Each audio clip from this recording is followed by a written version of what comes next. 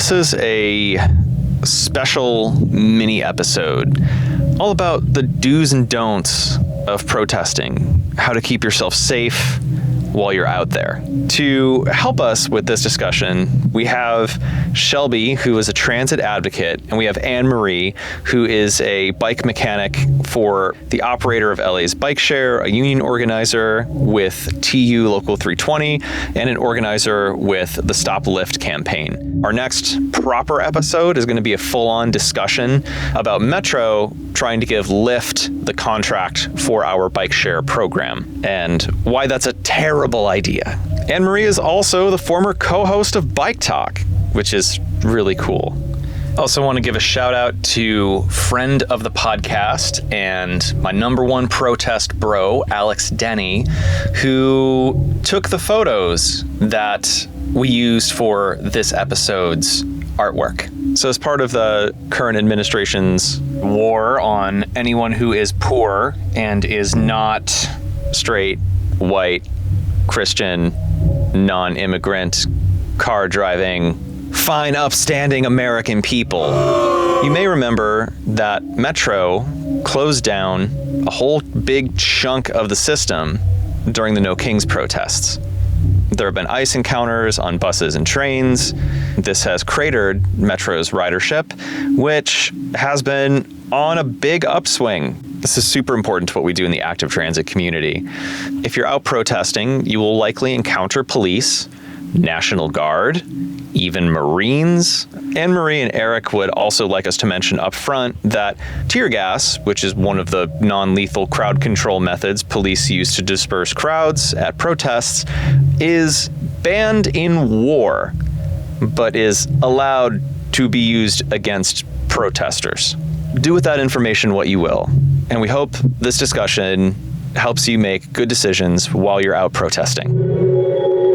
I would say that the first thing that you should always have in mind when you're going out to like protest, or you're just like, out on the streets in general, is to always have a plan, to not go in like assuming that everything will always be safe, to, know the way that you should be exiting, what streets that you can go down. And if you're in a crowd, for example, always keep an eye on the easiest way for you to get out of the crowd. We've seen instances, especially in downtown Los Angeles, of the LAPD and other forces sort of pushing protesters into areas that make them unsafe, or trying to keep them in areas that would not allow them to get home in time for curfew, for example. So it's really important, unfortunately, when you're out protesting, to really be thinking ahead, to have a plan, go with people, and make sure that you always have those people in your sight. Don't lose sight of them, and don't leave the premises without them. It's really important to, be thinking ahead so you can keep yourself safe. A big thing is don't go alone to a protest.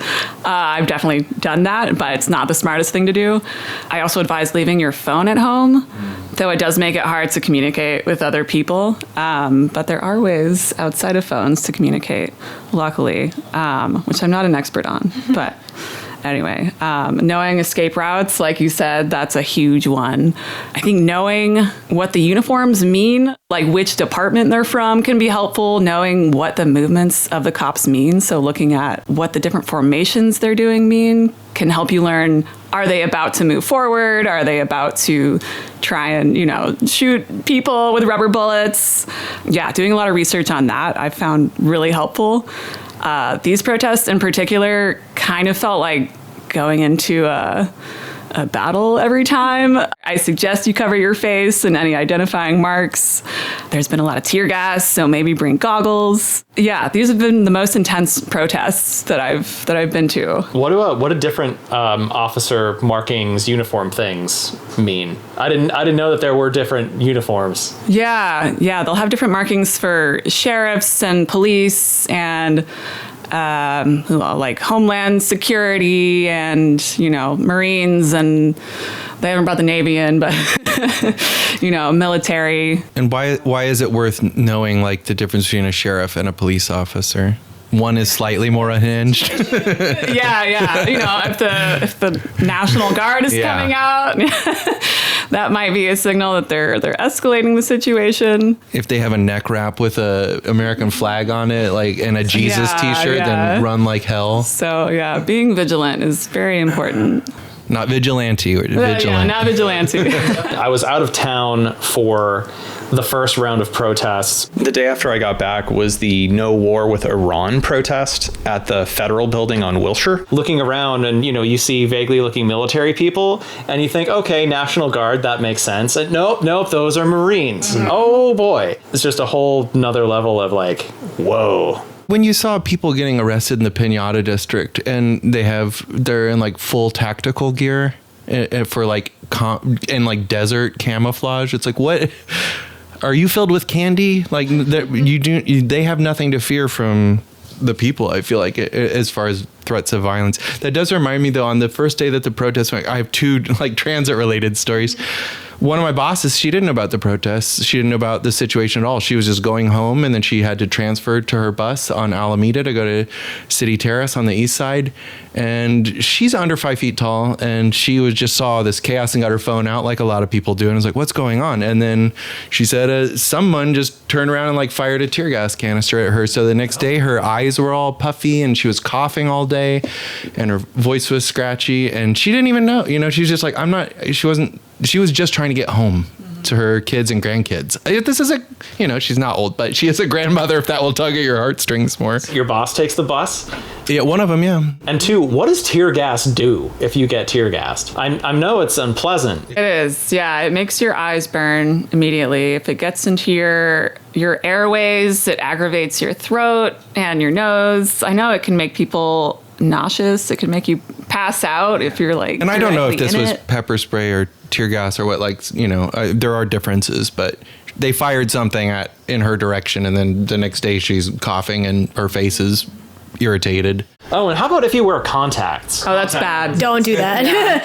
That's something that you should actually consider when you're going to a protest. Don't wear contacts. You don't want things to cling to you, right? Yeah, the tear gas. That's actually the reason I cut my hair, what hair I have, shorter and shave because I don't. Yeah, you don't want your face to be like a Velcro for unpleasant things. Do you have any resources for what people can do if you see ICE in your neighborhood, or just general things to tell folks who might be listening?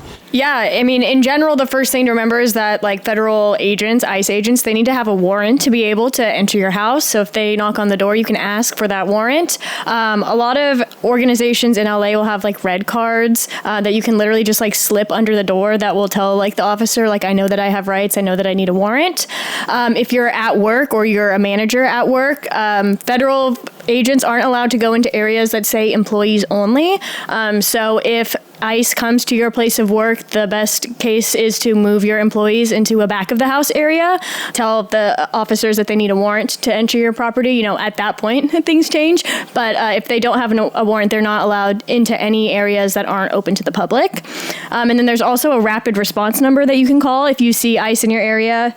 It's 1-888-624-4752. And you can, let people know that ICE agents are in your area. And if you're able, the best thing to do is put yourself out in front of the community if you feel safe doing that.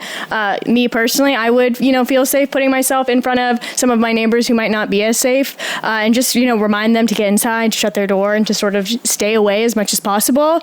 And if you feel comfortable, make sure that you try to film them and get their badge number, their ID. They do need to identify themselves, even though they're not trying to. They're covering their faces, but they are federal agents and they are supposed to be identifying themselves. They are supposed to be showing warrants. But at the end of the day, make sure that you're always maintaining your personal safety. If you think that they are going to do something that will physically harm you, you should just leave and not try to start a confrontation. Protect yourself, your personal safety, and your neighbors as much as possible.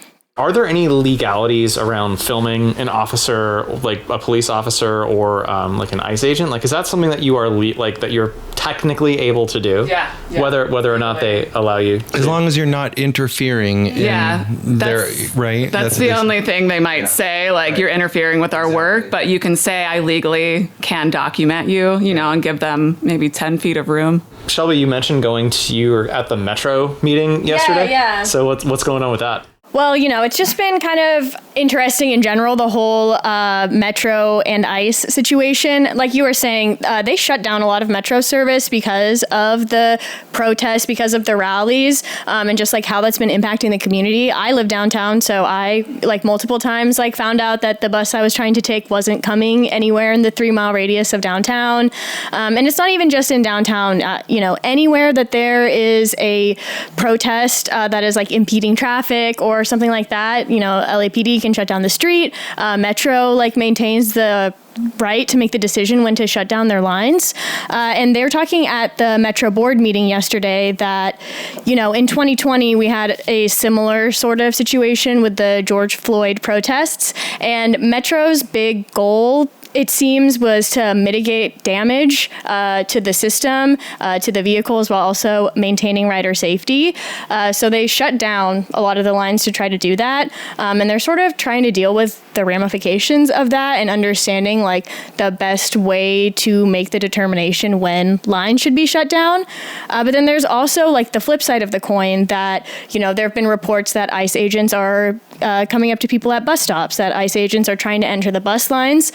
And right now, Metro's policy has basically been that they're not allowed to interfere with federal agents, so that they kind of have to take a pretty neutral stance, the bus operators and the Metro security. And there's just a bit of tension among people who feel Metro should be a sanctuary because Los Angeles is a sanctuary state or sanctuary city. So why can't our, Union Station be a sanctuary? Why can't 7th Street Metro Center be a sanctuary? And Metro having to contend with complying with federal rules and making sure that they don't lose any potential federal funding. So it's not a easy situation by any means, but it's something that we need to tackle because a lot of people depend on Metro to get around, especially the communities that are being impacted by the ICE raids. And ridership is down. I don't know, if y'all have noticed, Metro has certainly noticed that ridership is down, and that is not something that they like to see. And it had been climbing until this, so it's not like it's just down because people are, don't want to use mass transit. Yeah. But I'll add too, the first day that stuff was going down, or actually it's the second day, I was coming back from, this is when they closed a lot of the stations downtown, because I think the day before they had closed Little Tokyo Arts District Station, but we're running the train through. So I'm coming back on the A line from Long Beach fairly late at night, full train. And then they announce okay, we're stopping it by LATTC. So everyone just has to get out. And that's kind of under, it's where the 110 freeway and the 10 freeway meet basically. There's nothing around there. And we're just all kind of okay, what do we do? What do we do now? A whole train loaded full of people. And this is when a little bit of bus nerd knowledge comes in handy, because I was well, we're not going to be able to take any bus that's from 0 through 100, because that means it runs through downtown. So anything over that means it goes some other way. So the 603 is a special circulator route, I guess, or that's how it began. So it's okay, that will take us through Westlake, MacArthur Park, and then up to Frogtown, Silver Lake border, instead of my normal way, which would be take the 92 home. But the 92 goes through downtown, so I knew I wouldn't be able to do that. And then the 296 I couldn't get to, but that means is a 200's mean they're a primarily east-west route, I think. And then anyway, yeah, it's kind of worth knowing that. When someone told me that, I was no one's ever going to need to know that stuff. But then that night, yeah. and I had to, I had some beers, and I was I really need to get home and hopefully not relieve myself, on the sidewalk. But a separate issue with the Metro, yeah, right? Exactly. I did end up peeing in the bushes of a parking lot. And then some rats came and frolicked in it. It was kind of really dystopian. LA core. My friend is why are they swimming in your pee? I was it's mostly water. I don't know. They all hopped out of this garbage can and then ran over, and I was oh no. It's not golden showers time. Oh my God. Sorry. Too much. But yeah, I felt so relieved to be able to take a bus home after that. And no, it's not going to go through the curfew zone because it starts with a 6. If you have any additional information you'd like us to share on the podcast, if you're listening in, shoot us a DM on Instagram. That's probably the best way to reach us, either at Nobody Drives in LA Pod or at our personals, and we'll make sure to get that info out. So if you're out protesting, be safe, be smart, know your way out, and be unrelenting. We need to keep up the pressure.